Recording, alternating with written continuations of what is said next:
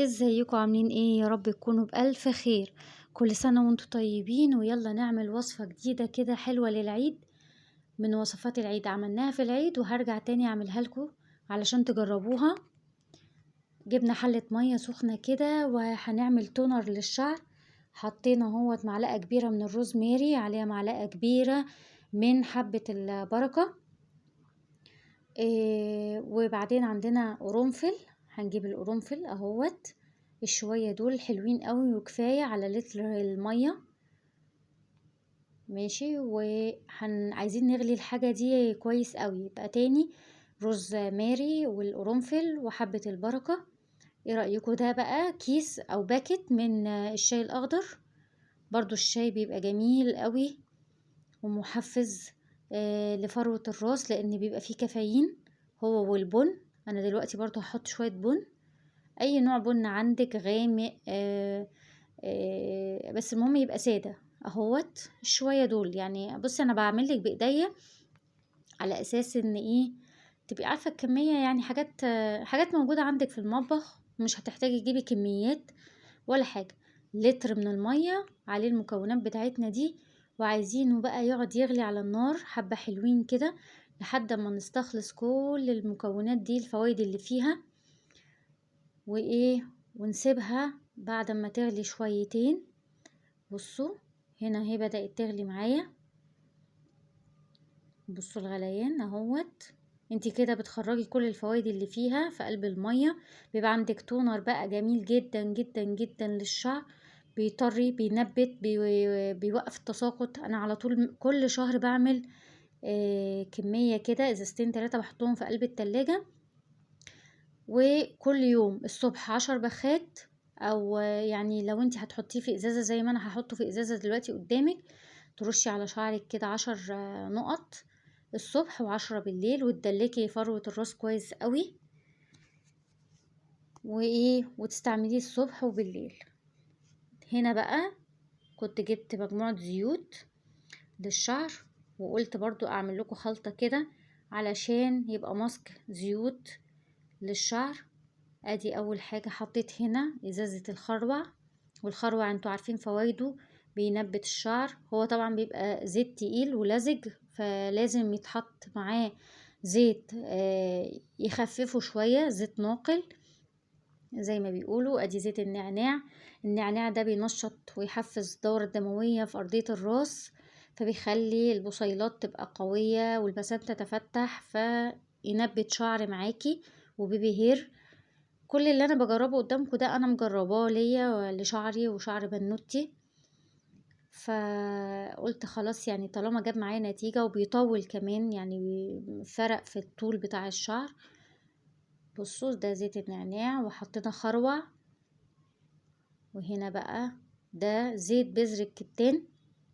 ومش عايزة بقى اقول لكم بذر الكتان ده قد ايه اوميجا 3 وفوائده ما حصلتش. الزيت ده اصلا لو جبتيه بس كده واستعملتيه بشوية مية تونر للبشرة، هيخلي وشك مفهوش اي شوائب او اي حاجة، حبوب، اثر لاي حبوب، اي حاجة مفيش خالص. هحطه هو كمان. ايوه، يبقى احنا هنا الزيت. بصي بس اهم حاجة مجموعة الزيوت حطيها في برطمان ازاز او ازازة. بلاش بلاستيك عشان ما يتفاعلش مع البلاستيك. حطينا خروع، كتان، حطينا النعناع، وادي الروزماري. بصي بقى الروزماري تركيزه بيبقى عالي جدا، فاحنا هنحط نص الازازة بس. خلاص مش هنحط اكتر من نص الازازة. اوعي تحطي الازازة كاملة لانه بيبقى تقيل جدا على الشعر وفروة الشعر. بصي هو لونه اسود ازاي، غمق لي الزيت بتاعي.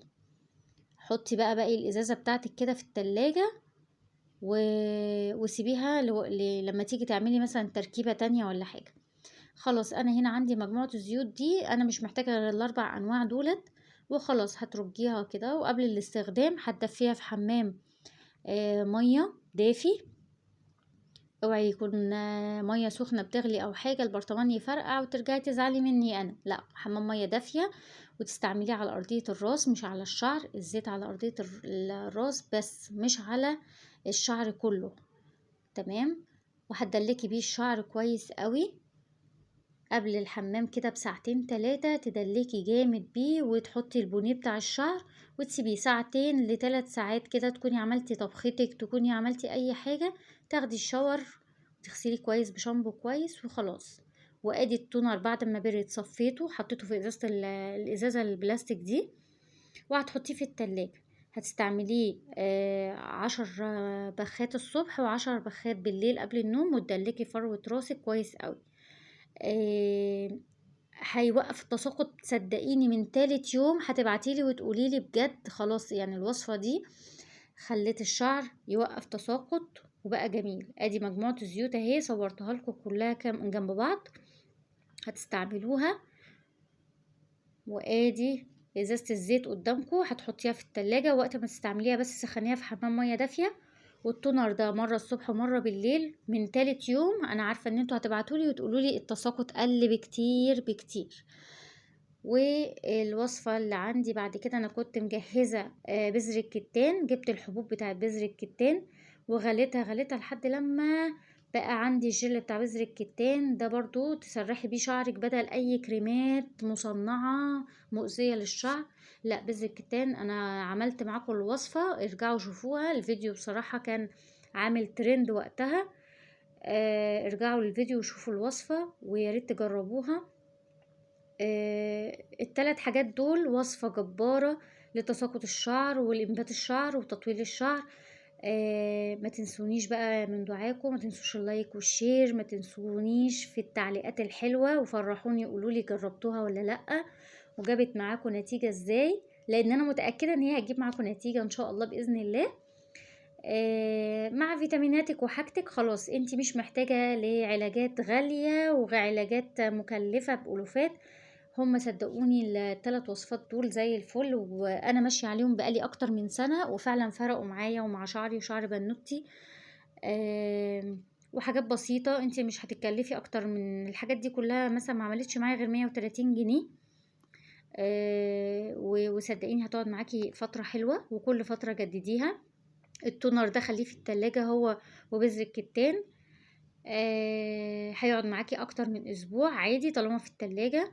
ولو حسيتي ان هو في اي حاجة يعني جدديه، بس هو هيقعد معاكي اسبوع ل10 ايام في التلاجة لو سايباه. وصفة حلوة، واتمنى يا رب تكون تنال رضاكم واعجابكم. وقلت بقى افصل لكم كده عن الاكل والمطبخ والحاجات دي، وقلت شوية دلع بقى لينا، شوية دلع لشعرنا. على فكرة بذر الكتان برضو جميل وصحي، ويا رب يكون عجبكم، واشوفكم الفيديو الجاي.